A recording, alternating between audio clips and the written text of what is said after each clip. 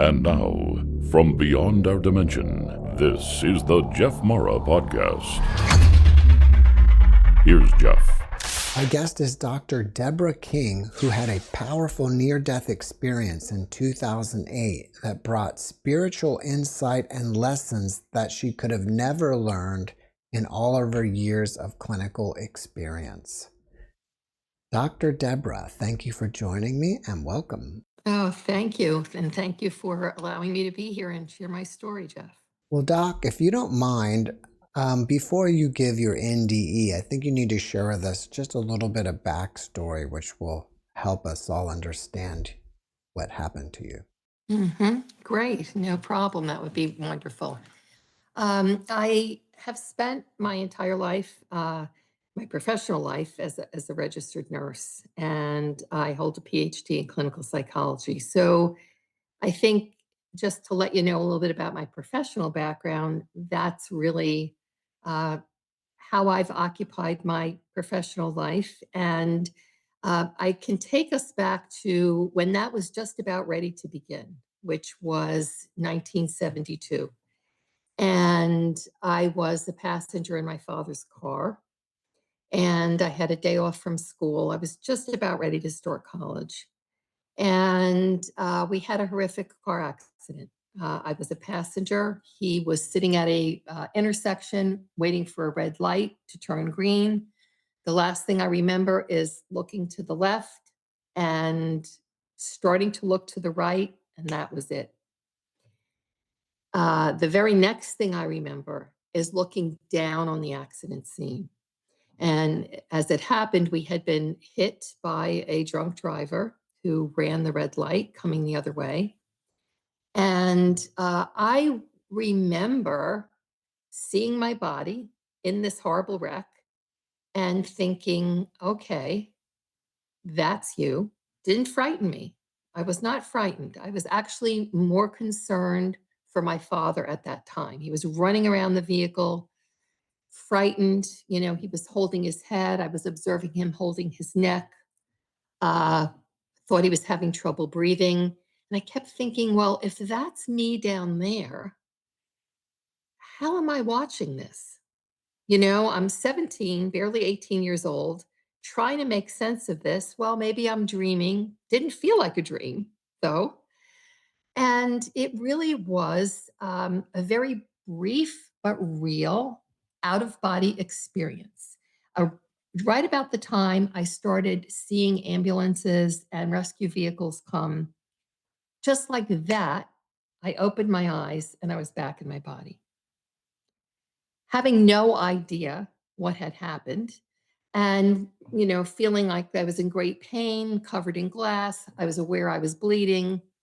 And I was an orthopedic disaster. I was in a wheelchair for quite a long period of time because I had a fractured pelvis, amongst other things. And I never told anybody about that experience, Jeff. I did not share that with anybody. I really wasn't quite sure if I had dreamt it. I knew I had it, if that makes any sense. I mean, I knew there was no way I could have seen this accident scene, seen my father, looked at my body, but I just didn't know what to do with the information. And I thought, well, you know what? If I tell anybody this, they're going to think I'm crazy. Well, did you ever verify the actions of your father with him at any point? Yeah, that's a great question. About, I don't know, a month or so into my recovery, my father had entered the hospital room, and I noticed that he, prior to this, was not wearing any cervical collar. So up to that point, he looked completely normal. And then he entered with a cervical collar. And what I saw was the evolution of a large bruise kind of coming up the side of his face. And I thought to myself, wow, that's why I saw him holding his neck.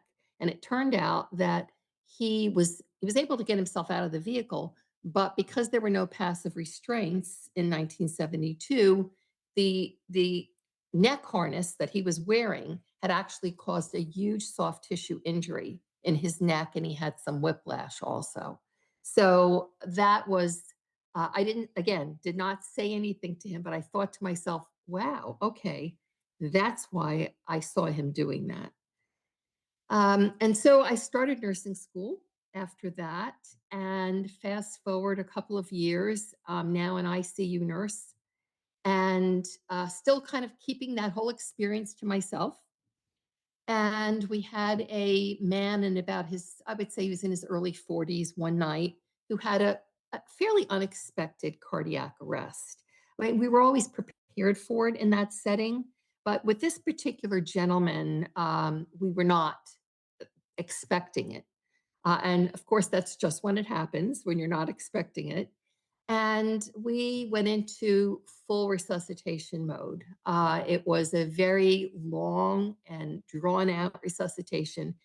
He was not responding well.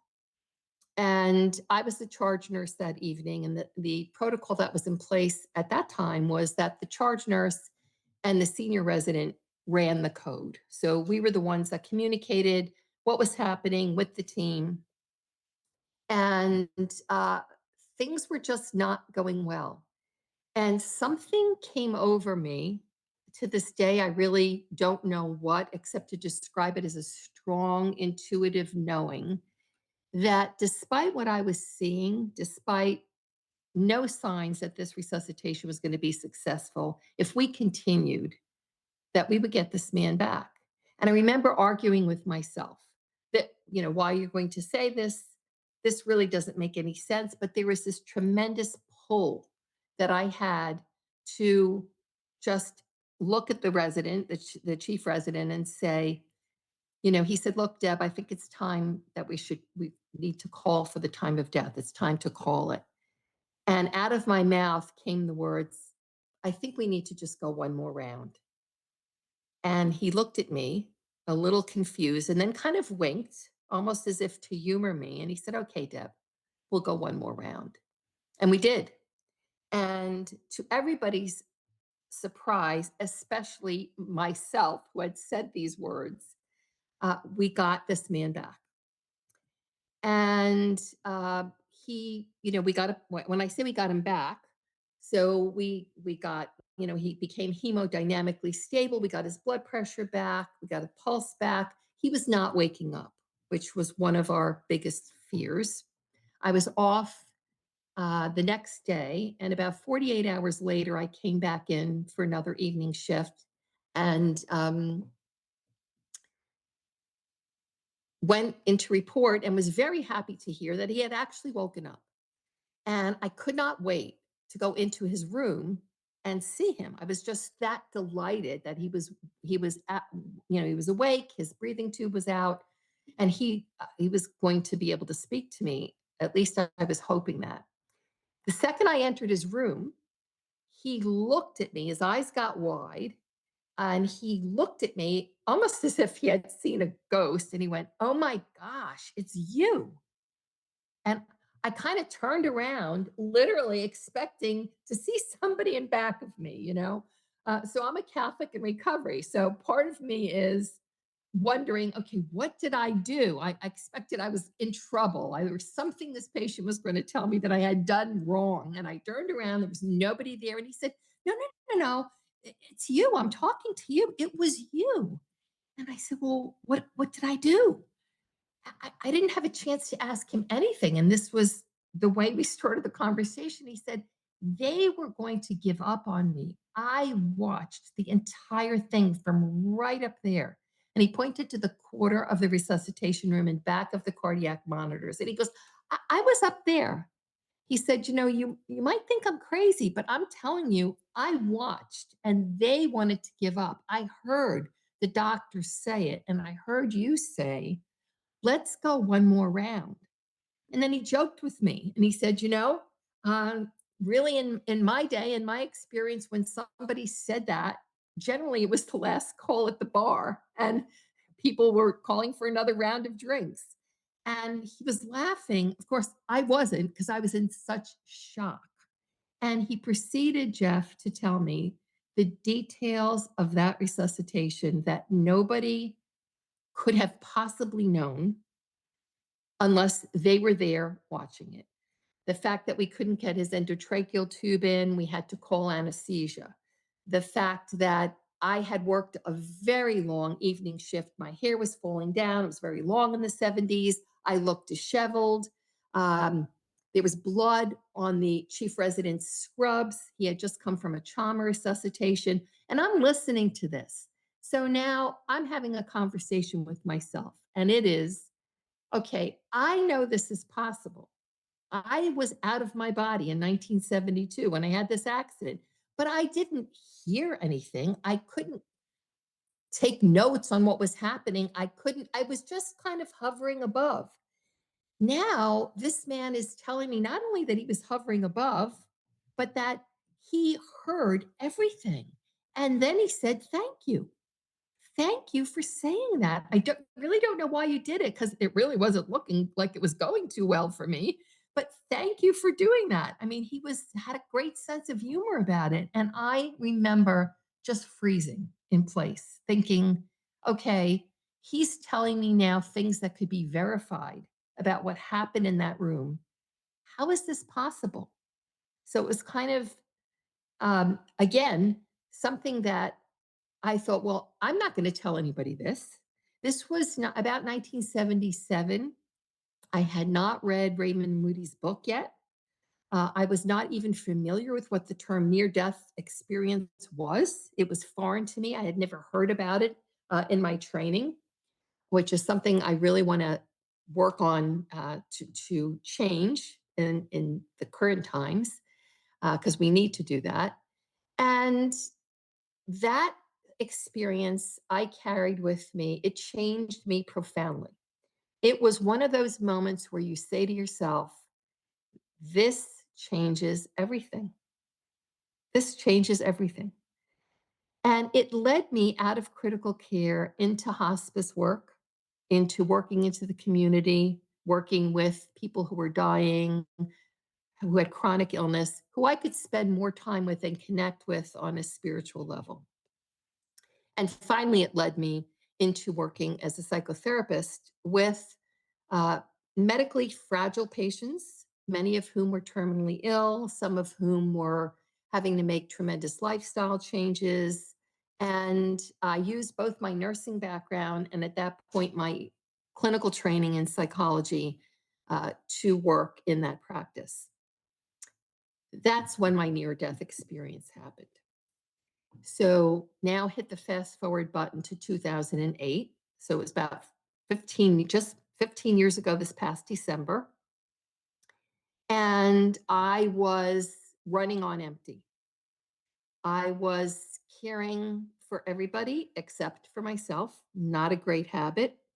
It was the year of the tremendous financial crisis internationally. My husband was working in that field. He was traveling all over the country, pretty much with banks that were working with banks that were in trouble. My youngest son, my bonus child, who is autistic, was hitting, um, 16, 17 years old, was really coming unglued. It was very difficult for us to manage him at home. I had two other teenagers. I had one in college. My father was living with me at that time, and he was dying of pancreatic cancer. So that year, Jeff, was the tsunami of a storm, the perfect tsunami of stress in my life. And I just feel like I was just running from pillar to post, from one crisis to the next with the fire extinguisher and losing myself in the process. And I remember about the time Christmas was approaching, maybe October, early November, going for a physical. And, classic scenario where everything looks fine. My numbers looked fine. My physical exam was fine. Everything looked great. And my physician, who I've known for a long time, looked at me and he said, "Well, Deb, the numbers look great, but you don't look so good. You need to take better care of yourself." And he had known a lot about what was going on in my life. And he said, don't forget, you have to put the oxygen mask on yourself first, which is not something I was very good at doing. And so the holidays approached, and I wanted to be near my father. At this point, my father had passed. He had passed 6 months before that. He had died at home, and I had not been up to his grave since June at the time of his death. And, the holidays are just such a tough time for everybody. It was very difficult for me even to be with my patients in therapy because holidays are generally a tough, tough time for people who are struggling with depression, grief, anxiety. And I felt so much heaviness within my own spirit. It's very hard for me to even be present. And I thought, well, I have to take care of myself and just go and be with my father. He's buried about 2.5 hours from here next to my mom, who had passed much earlier, several years earlier. And I drove up, I drove back. I wanted to get home before dark. I pulled in the driveway, turned the key off, turned the ignition off, entered the house, and my husband said, "Oh God, you look terrible." I said, "Well, thank you very much. Welcome home." He said, "No, Dad, you got to go to bed early." And I don't remember any of this. This is by my husband's account. He said, you put down your purse robotically, you walked upstairs, and it frightened me because I've been trying to get you to go to bed earlier and take care of yourself for years, and you don't listen. And this time you listened. So it freaked me out a little bit. So he followed me upstairs. And if he would not have done that and followed his own intuition, I would not be having this conversation with you because in 5 minutes, I was in full cardiac arrest. Full cardiac arrest. Now, I had no, talk about unexpected. There was no reason for anybody to believe this was going to happen to me. Um, I, it was I had no traditional risk factors. I didn't have a heart attack. I had no damage to my heart. I had an electrical, just like somebody pulled the plug, like the universe said to me, "Okay, Deb, that's enough. If you're not going to stop yourself, we're going to stop you." That's literally what I believe. It was a tremendous energetic depletion. And my husband, who I had taught CPR, because nobody in my house was going down without a fight, right? He had a cardiac history. My father had one. All my kids knew it. Do you think for 1 minute I ever thought that that was going to be something he was going to use to resuscitate me? No. But that is exactly what happened. And the resuscitation was not a pretty one. It took about 10 minutes for the rescue squad to get there.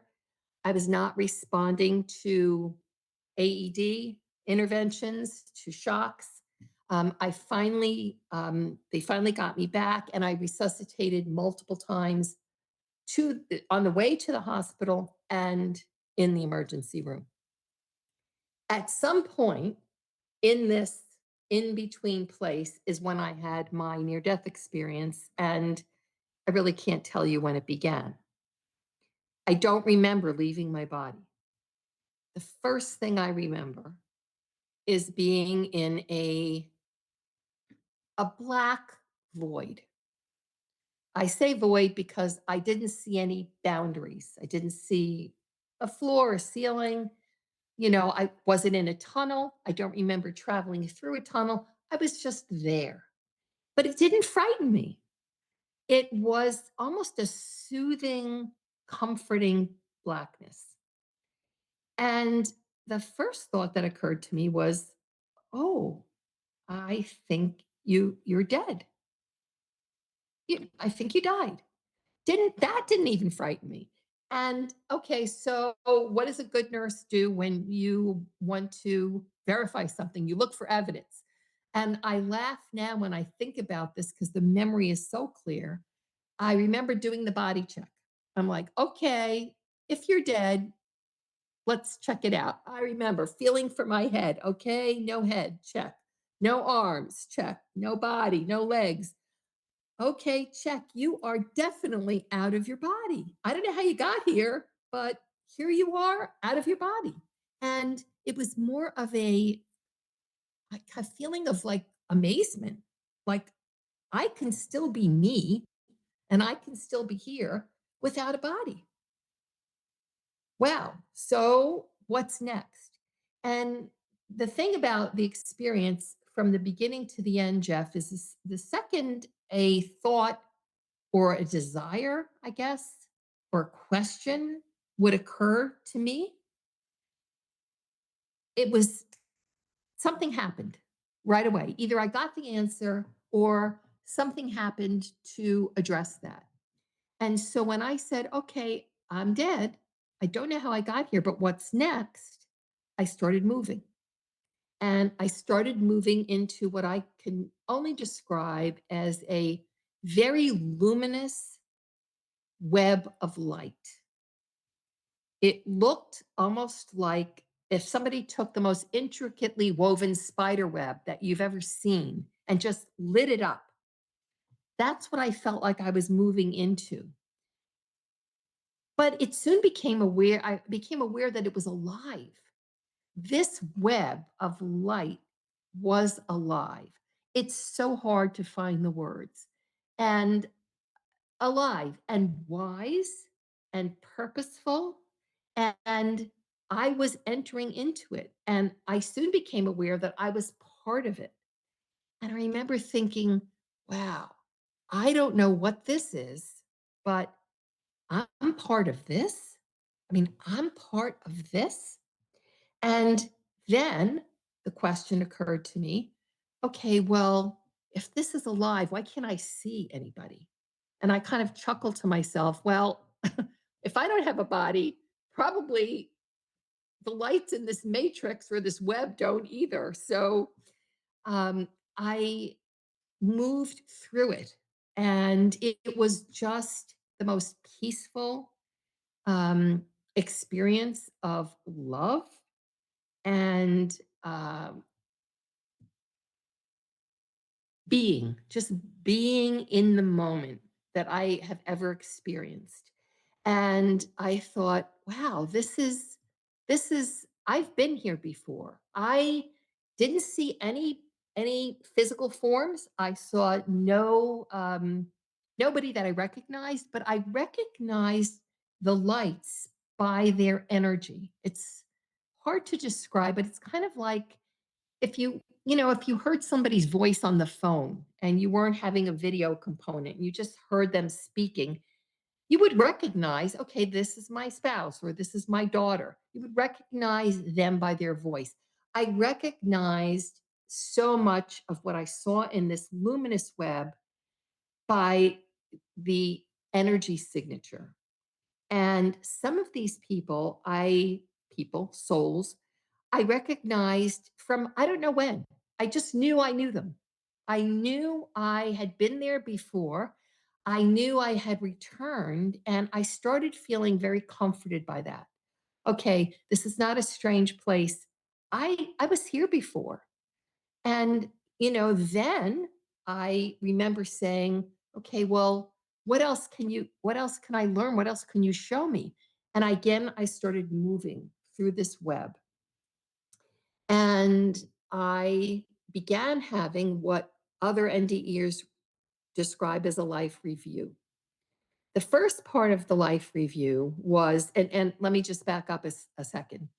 I had two things that helped me through this journey, through this matrix.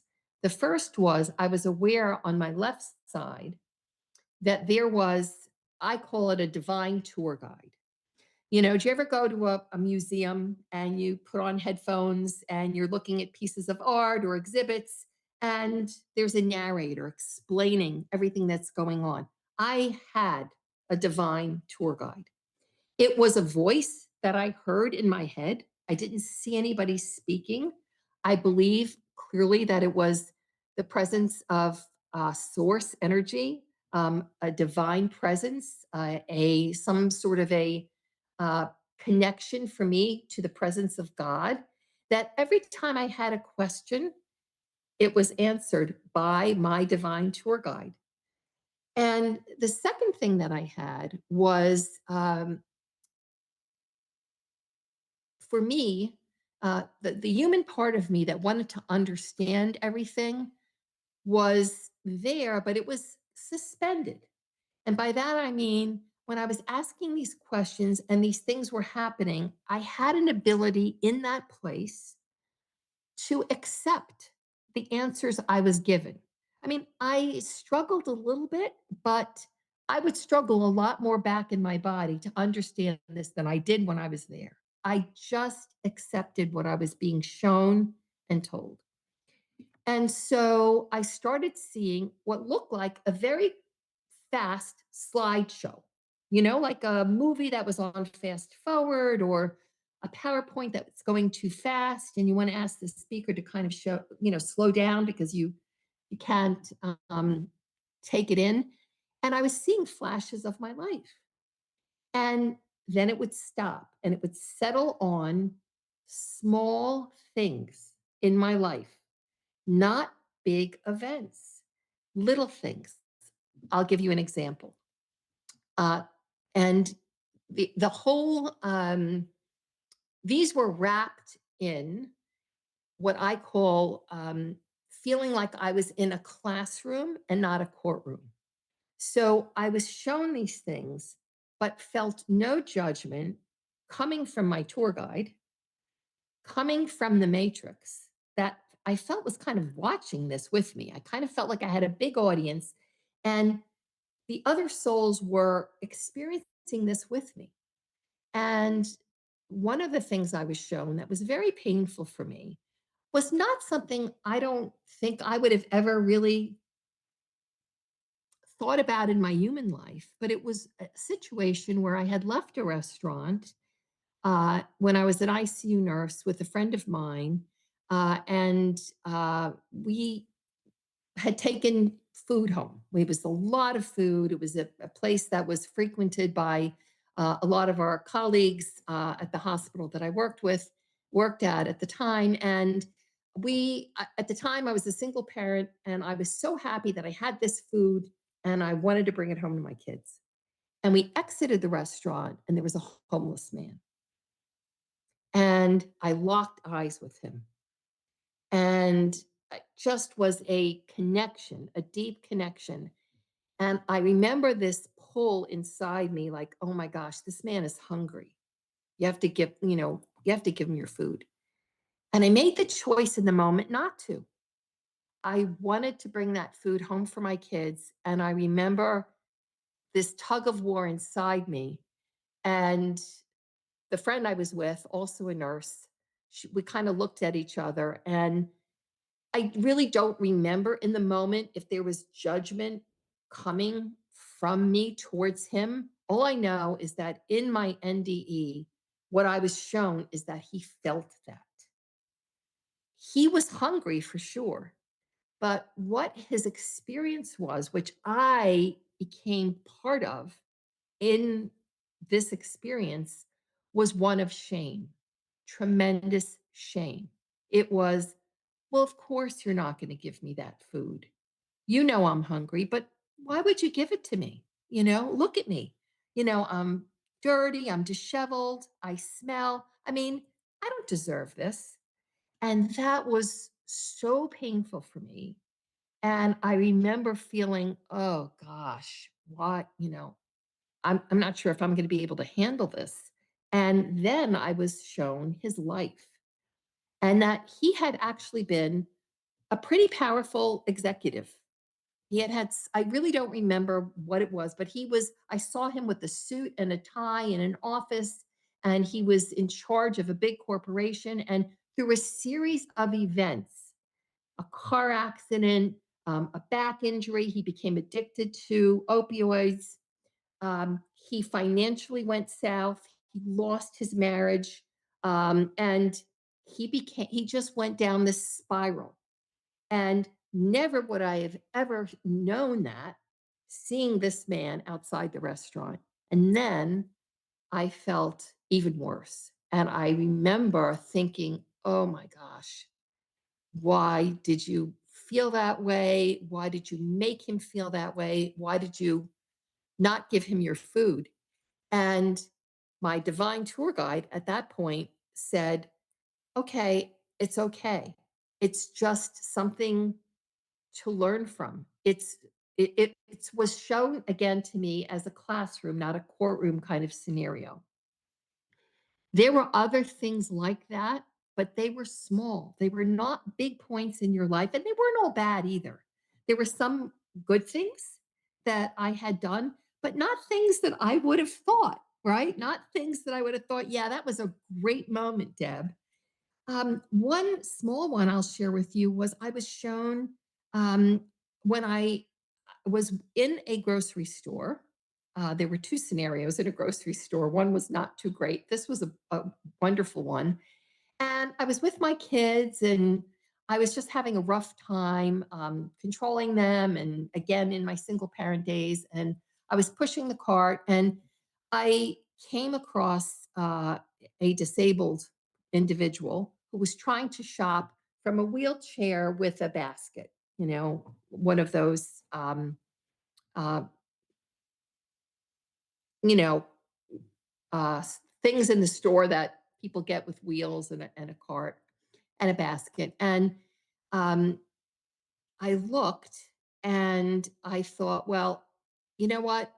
If you think you're having a rough time, right, like right now at this moment, look at that person and, imagine what that must be like. And I smiled. I don't know where that smile came from, but I just smiled, the biggest smile. And I was shown this in my life review. And I was shown how that smile had a ripple effect with that individual who was struggling with chronic, debilitating paralysis, had been in a motor vehicle accident, was having a very, very rough time in life. And that really warmed me. I thought, wow, just a smile, just the power of making eye contact and smiling with a human being. And then I was started moving again. And I thought, okay, what's next? It was kind of like each stop was a classroom, it was another lesson. And I started moving through the matrix and started seeing again this very rapid slideshow. Very, very rapid. Only these scenes were not from my life. And this confused me. They were, some of them were, I mean, it was everything. It was births, deaths, but there were a lot of traumatic scenes. If you can think of the worst things, and I thought of some of the worst things that I had seen happen to individuals throughout my nursing career and as a therapist, I was seeing those. And I thought, okay, what am I supposed to do with this? I'm having enough trouble handling my own stuff. Why are you showing me these things? What am I supposed to do with these things? And it was, I would see the light or the souls in the matrix, and these images and scenes from their life or lives were playing out or shown to me in front of them. And the answer I was given, again by my divine tour guide, was don't look at the scenarios. Don't look at what happened. Look at the lights. You see, nothing can harm the souls. No matter what has happened to them or to you in their life or lives, nothing has harmed them. And when that happened, I felt so relieved. And I looked immediately at the souls. And they were right. They were unchanged. They were luminous and wise and peaceful. And there was no connection between their light and some of the disasters I was seeing played out in their life. And I remember thinking, oh, this is comforting. This is wonderful to know. And I just understood it completely. I also was shown that some of those lights actually were not victimized, but they had victimized others. And this was a little tough for me because their lights didn't change either. And I was watching some of these things play out, and I was not comfortable with it. And I was given the same message. This is learning. This is this did not affect their soul. And this was tough for me. And all I can say is that it happened. I understood that completely in the moment, in that experience, back in my humanness, back in my human body. That's still hard for me to wrap my brain around, but I was shown that. Who do you think your divine tour guide was? I believe it was God, but I don't believe it was the God of my youth, the God of my religion. And by that, I mean, I didn't see a religious figure. So I can't say it was, you know, well, maybe it was Jesus, it wasn't Jesus. Who was it? I don't know, but I sensed deeply that it was the source of all creation, that the source energy, that this was the source of all wisdom. So I believe it was God, but I did not see anything that I would recognize as something from my 12 years of Catholic school. That was not shown to me. But yet, it didn't feel like it was the antithesis of that. If somebody would say to me, "Well, do you think that that wasn't Jesus?" I would say, "Well, no, I have no reason to doubt that, but it could have been Buddha, it could have been Allah. It was just divine presence." Would you say that what matters most are the unplanned small acts of kindness over these grand, planned out things that we would do for people? Absolutely. And that what you just said is really one of the biggest takeaways from my experience because what we think of as the most important things, the big grand events of our life, and it doesn't mean that some of them that especially that we share with loved ones aren't important. It's the smaller things. I was shown that.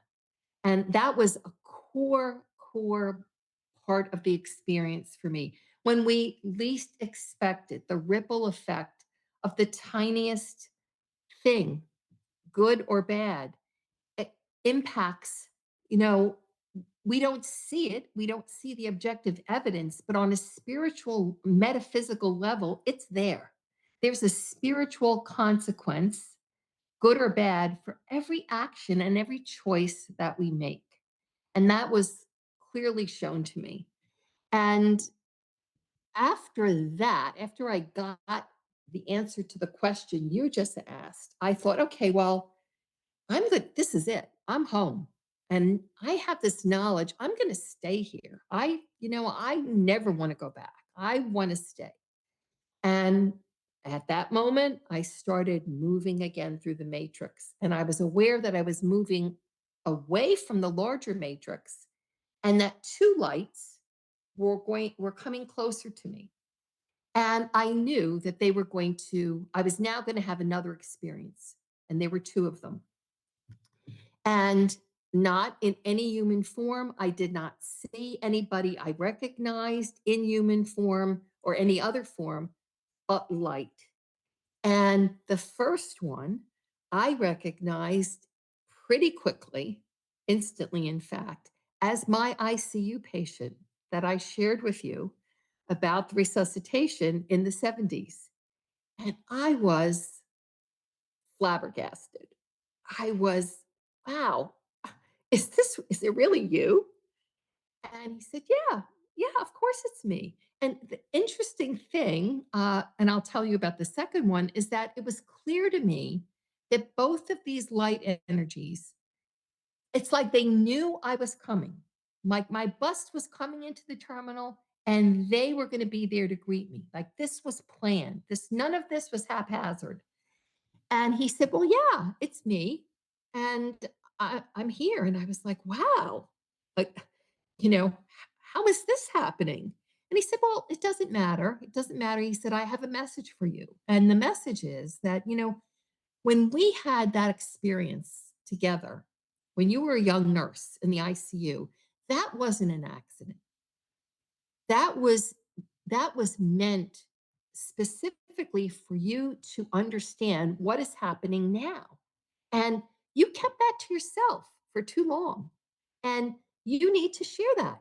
You really need to share that. That can help a lot of people. The fact that, consciousness goes on and I'm here and I'm thinking, yeah, he's right. That, well, absolutely. And then I thought, okay, I'll do that. You know, I'll take that assignment. I can do it. And very quickly, I realized that if I took that assignment, it meant I had to go back. And I wanted no part of that. And I thought, okay, Deb, it's time to speak up.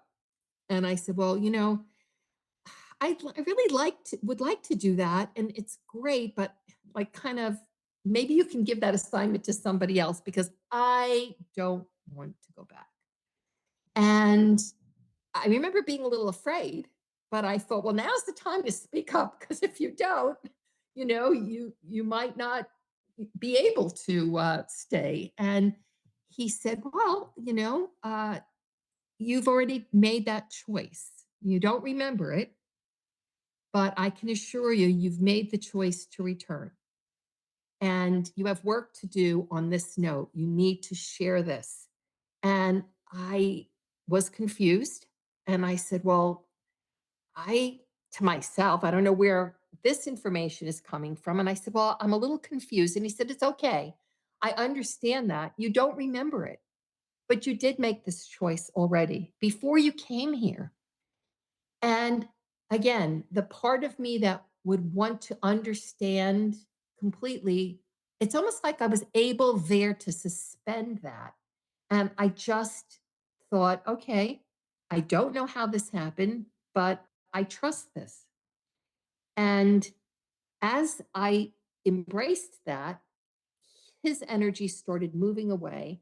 And the second light energy that came into my space, who I recognized instantly as my father, started speaking with me. And I was overjoyed to see him. I felt like if I was in my human body, I feel like I would have been overcome with tears of joy. That's really the emotion that I felt. And the feeling was more than anything, the experience more than anything, rather, was a feeling, uh, an experience of feeling rather than seeing, hearing, or taking information. It was as a feeling of, an experience of feeling with the soul.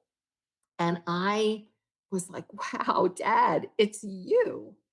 Again, the same response. Yeah, it's me, of course. Kind of like he didn't say it, but like I knew you would be here. I kind of sensed it was, again, it was a purposeful meeting. He had made it his business to be there. And I said, oh gosh, wow. Now that I know you're here and I'm with you, I- I'm never going back.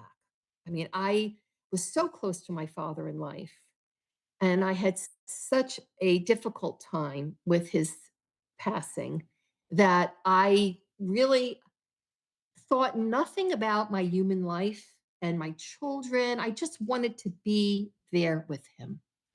And before I even could get most of that out, he knew and anticipated what I was going to say. And he said, I never really left you. I left my body, but I never left you. I never can leave you, and you can never leave me, and you can never leave this place. So if you go back, and when you go back, and I thought, uh-oh, now my dad is telling me I'm going to go back. First, I have my patient telling me now, he's telling me, when you go back, this place will always be a part of you, and you will never, you couldn't leave us if you wanted to, was the message. And I remember thinking, okay, if my dad is telling me this, he's going to, I believe him. I don't understand it. but I'm going to embrace this as truth. And the next thing I know, I was hovering over the ICU bed and I was out of that matrix and back here. And I looked at my body and I looked at the ventilator and the endotracheal tube and the drips and the central line and every piece of equipment you can imagine. And for a minute, I got very, very excited because I thought, well, okay, I don't know how this happened to you, Deb, but that body is in bad shape. And you know what? First of all, it's in bad shape. So it would be really not, wouldn't make much sense to go back into that. Second of all, I felt, Jeff, so expanded in spirit. I felt just an expanded awareness, sense of consciousness that I couldn't wrap my human brain around how I was going to get back in that small body.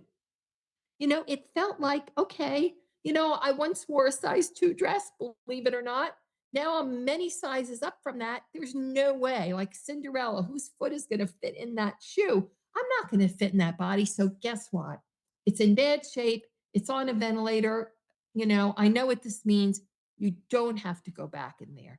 And with that moment of, I don't know, sarcasm that I was having with myself, like, okay, you don't have to do this. And besides, even if you wanted to, you're not going to get back in there. Right at that moment, I remember being just plucked back in my body. It kind of almost felt like a suction. It felt like I entered through the top of my head. I can't be sure. And there I was back in my body and tremendous feeling of confinement, pain. Um, ugh, where is the exit? Where's the exit ramp? I've got to get out of here. Since you learned from your patient on the other side that even your prior experience was planned, do you think that there is free will? Great question. I do. And I've done a lot of meditating and journaling about that since my experience. And the way I can make some sense out of that now and out of my being told that and really believing that is that I think that the basic blueprint for our life and our journey or any incarnation is given to us. We choose it when we enter into this incarnation. But like with any blueprint, we can modify it. We can tweak it, we can change it, we can make choices to leave the basic blueprint there and maybe modify it.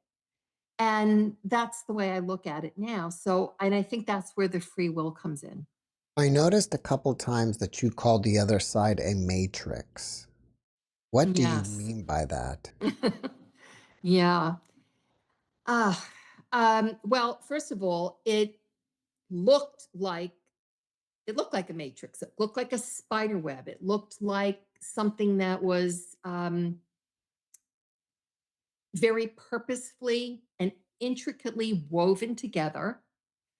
And although I felt like I was part of it, and I was clearly when I was there, since I've returned to my body, I feel, and in the beginning, this was rough. I'm sure you've heard other NDEers talk about the trouble integrating their human life with that experience. I am always aware that I am first and foremost a spiritual being, and that matrix and purpose and other luminous, wise consciousness is surrounding me and is present. And this is really only an illusion. So, this is what I am living to learn the lessons that I chose to come into this life. But I am separated by a veil. Some people call it a veil, whatever it is. I'm separated from that planned universal wisdom and knowledge. So um, I never now, being back here, never feel that I am separated from it. So I guess in the sense of the movie, The Matrix, if that comes to mind for some people, it's like living a parallel life.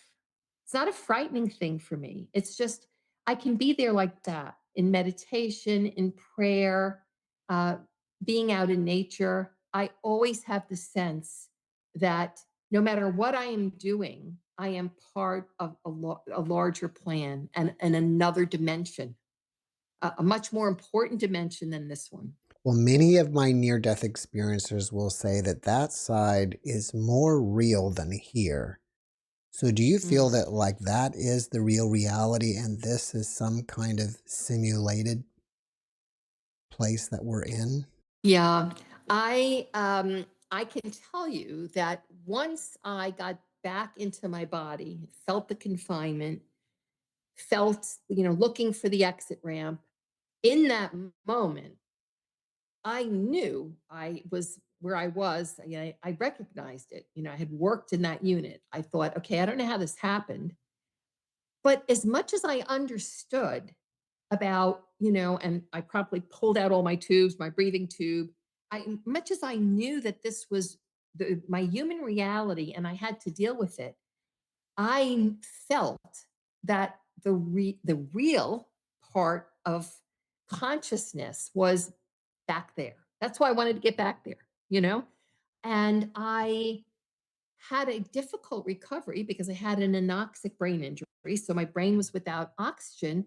And although I had trouble remembering my human activities, for example, in the first year of my recovery, I had two types of amnesia. I had a retrograde amnesia, so I couldn't remember things that happened a few months before the event. And I also couldn't make new memories. So it's kind of like the 51st dates woman that my husband used to say, oh, there's that 51st dates woman again, because he would say something or something would happen. And I would ask again, well, okay, what about this? I would not be able to integrate new memories.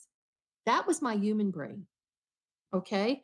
But my consciousness, my spiritual memory was very much intact. That was realer to me than what I had for breakfast that morning, or what I put in the kids' backpacks for lunch at that time. And I was more connected to that experience as reality than I was here. And it took some work to try to balance those two. Well, you're the part. But I still would say that the answer to your question is that this kind of seems, I know it's real, but it feels like it's black and white. I think Feels like that experience was in color. I'm sorry. it's okay. I think you'd be the perfect person to ask because of your background. Can you understand the difference between thoughts originating from consciousness versus thoughts originating from your brain? This is, I commonly get asked this question in a slightly different format, perhaps. And it sounds something like this. Well, Deb, you know that your brain was deprived of oxygen, and you know that you had a tremendous anoxic brain injury. This was just a hallucination. And although it's hard to describe the qualitative difference, the answer to your question is that in many, many years of clinical practice, I have never had somebody who has had a hallucination or a thought that occurred from the human brain that changed their life, that transformed them. Usually they were frightening. There were no patterns. Hallucinations tend to be chaotic. They tend to not make much sense. Person wants them to go away. Um, this experience of spirit and of consciousness was a wonderful experience of purposeful patterns and nothing I wanted to ever go away. It's a part of me and it feels very qualitatively different than what the brain generates. It is something that every day, if I don't connect with that part of who I am, with the spiritual part of me, and make those human brain thoughts kind of go away and suspend them, I start to feel very, very restless and very sad, quite honestly. So I make it a regular practice to connect with that part of my spirit and consciousness that is not about the human brain. And you do that via meditation or what? Yes, yes, I do it with meditation. I try to be very consistent with it. Meditation, prayer. I spend a lot of time, as much as I can, out in nature. Nature is another place that I feel tremendously connected. I'll take that back. I don't feel connected to that consciousness. I feel like there is no separation from that. There's a, another core message is that everything is connected, but more importantly, there's no separation and there's a difference. It's kind of like when my kids were little and they used to play with Legos and the Legos would connect. They'd all connect, but if you held them up to the light, you could still see that they were separate. They were just parts of a puzzle, parts of a grander piece, but there was a sliver of light. This feeling is different. This is a feeling of there is no separation, and there couldn't be if I tried if I looked for it, I couldn't find it. And so those are the practices that writing, journaling. Have you already gotten your PhD at the time this had happened? Yes. So afterwards, did Yes. this give you any new, profound, massive aha moments about what you were doing as a clinical psychologist? Ah, wow. Yes, it's a great question because that was a point of struggle for me. I had worked with some patients very long term, and some of them were profoundly depressed. Many of them had regular thoughts about taking their own life. And this set up a tremendous conflict for me from day one because I really wanted always, always to be the most authentic and genuine therapist that I could be. And they knew, many of my long term patients knew I had had some major event. They didn't really know exactly what had happened to me, but they were told that I had was gone for a long period of time and they deserved to understand, and to know that I had a medical event.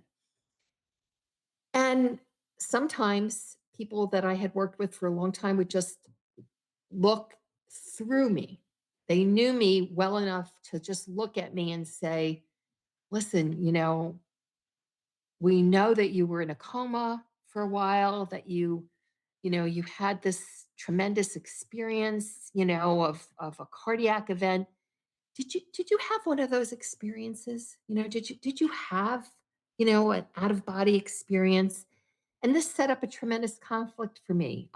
Because of course my training was not to disclose these personal things with people. And yet I felt like, wow, if I could share even a little bit about this experience with this person who is in this much pain, this maybe could be very relieving for them. And I sensed that it could be. Another part of me, from an ethical standpoint, was very confused because I was afraid that if I did, and they were just on the edge, that perhaps if they told them how wonderful this place was, that they would say, okay, well, you know what? If Dr. Deb is telling me this, then that's it. I don't want to be here anymore. If there's nothing to fear, uh, I'm going to act on this. And so I sought, you know, peer, support from and peer supervision from colleagues.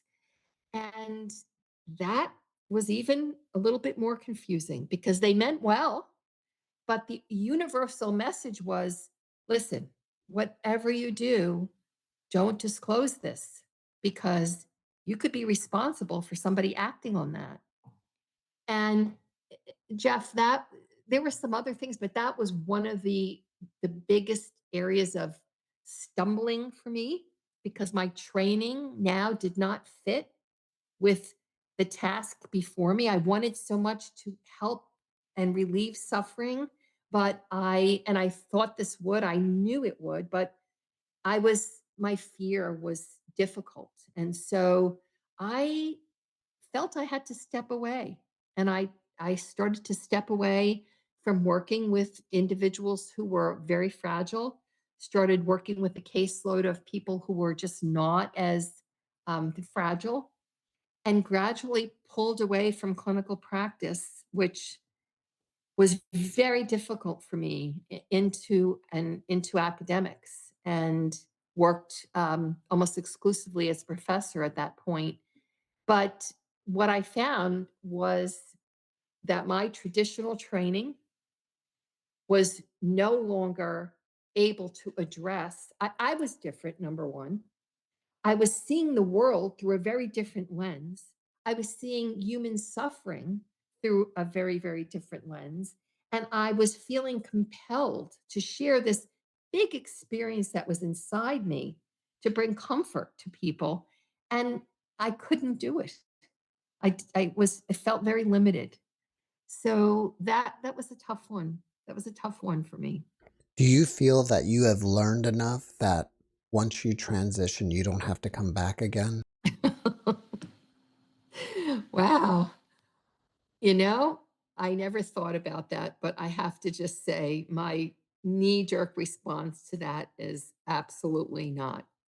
I feel that there are always lessons to learn. I feel like I got an accelerated course for sure. And I feel like that was the purpose of that because my way of being in the world is very different now. A complete 180 in terms of what was important to me prior to my experience and now. But there's there's always things to learn. I have no doubt, however, in saying that when I get back there again, then I'm going to give them a little bit of a fight, just as I did before. Maybe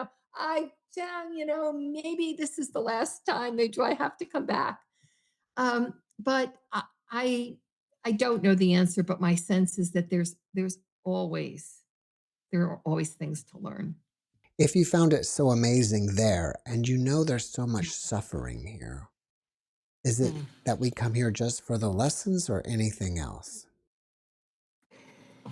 You know, I believe that we come here to learn our true nature, if that makes any sense. I think we come here to learn unconditional love for sure. And that is humanly so difficult, really, for all of us. But that's why these experiences come to us. We always have an opportunity to learn how to be the most loving we can. And if we can't in that moment, how can we go back and say, how can I make this right? This wasn't the most loving choice. And I think through my work over the years in nursing, I certainly have learned that through suffering and through being with people through their suffering, that suffering brings a wisdom that nothing else does. It kind of, it's an open door where the light gets in.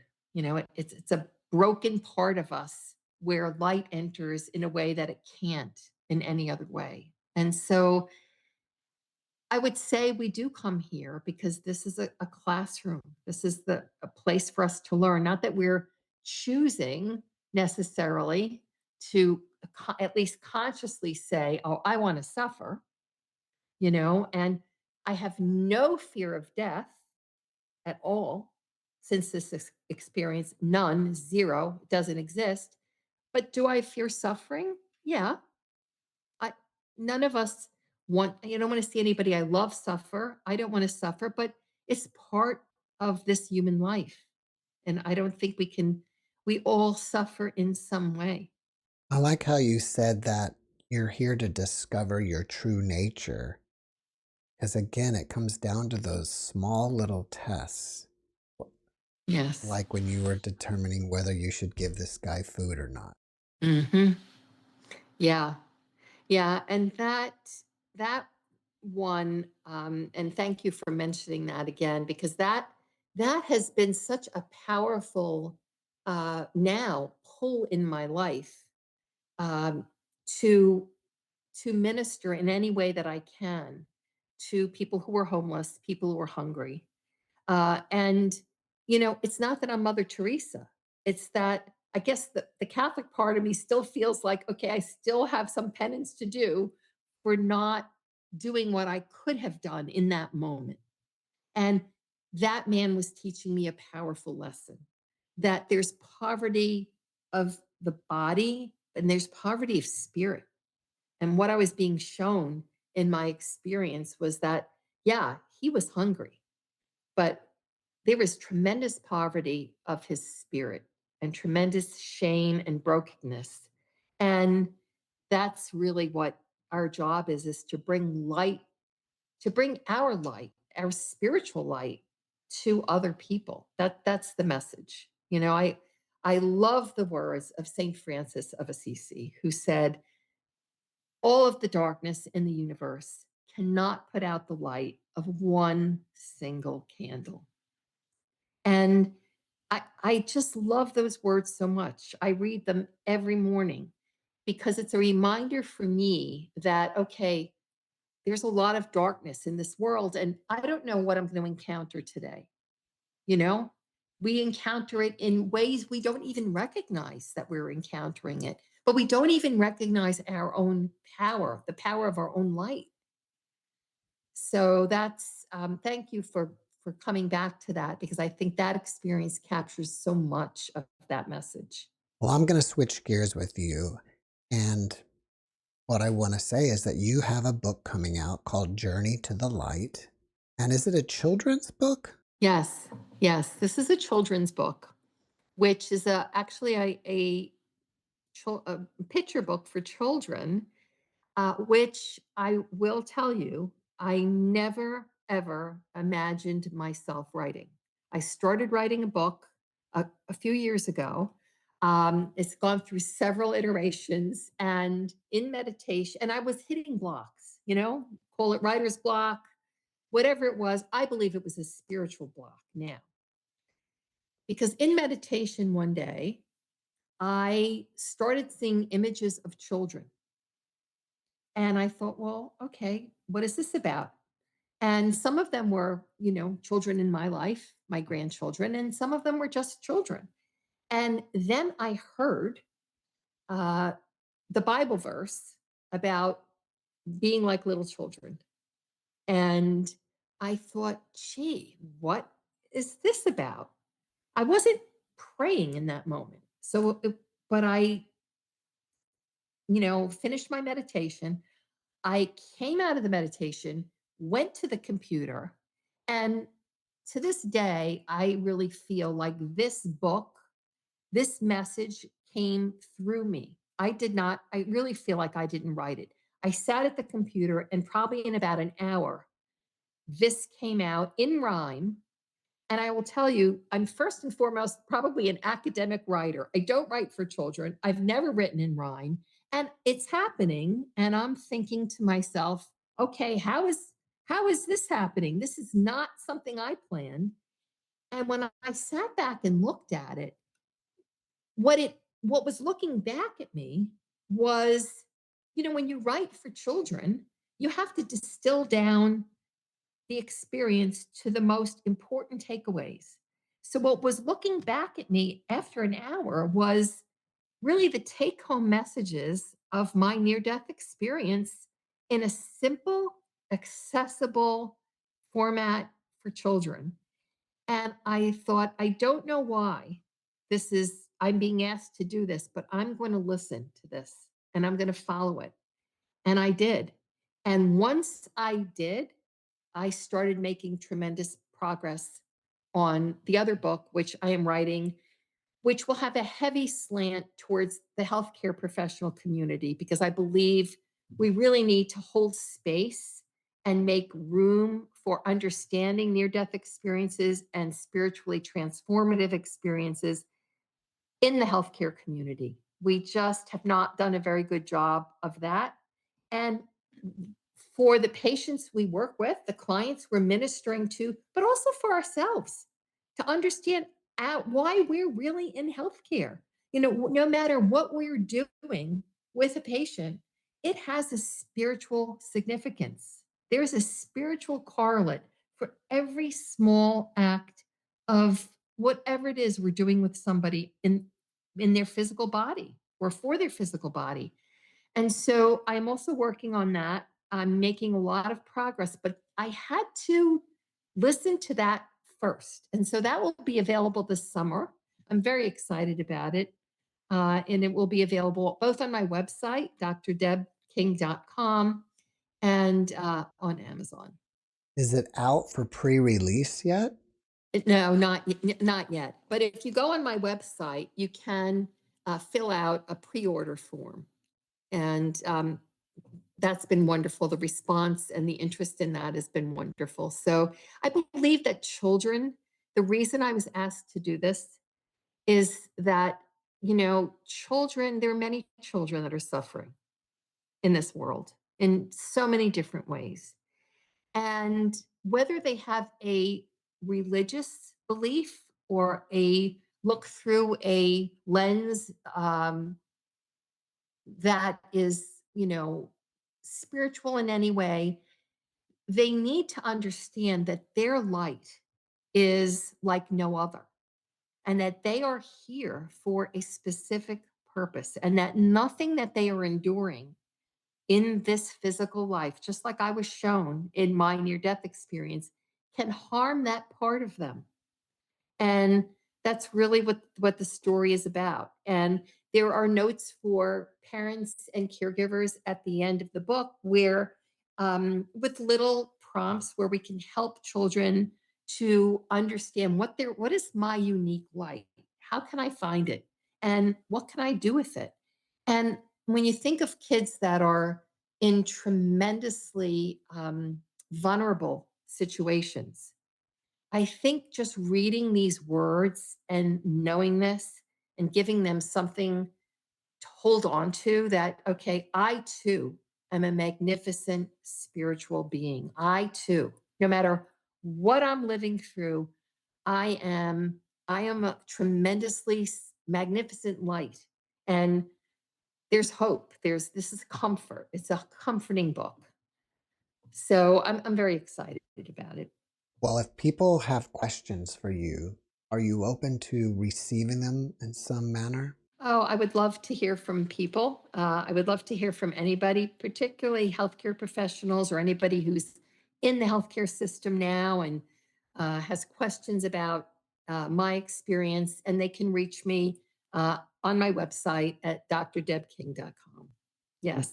Well, before we wrap it up, can you leave us with one last positive message? I think the most important one is that we are immortal beings.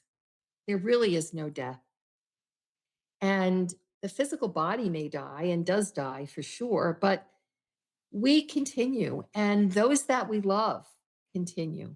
And they're right here. They are right here with us. We are still connected to them. And so if you're grieving the loss of a loved one or anticipating a loss, know that it is clearly a loss, and I'm not minimizing the pain of losing somebody in the physical world, because I've been there myself. And I know that. I've worked with many people, but I myself have felt that pain. But I also know now that the spirit of that individual can never really leave us. Anything that we have a loving relationship with is always with us. Dr. King, thank you for your message and thank you for being my guest. Oh, you're quite welcome. Thank you, Jeff, for having me. Thanks for watching the JeffMara podcast. I really appreciate you. Another way to show support is through YouTube memberships. And if you do, there are loyalty badges and other perks depending on your level of membership. All you need to do is click the join button underneath the video to find out more. Thank you for your support.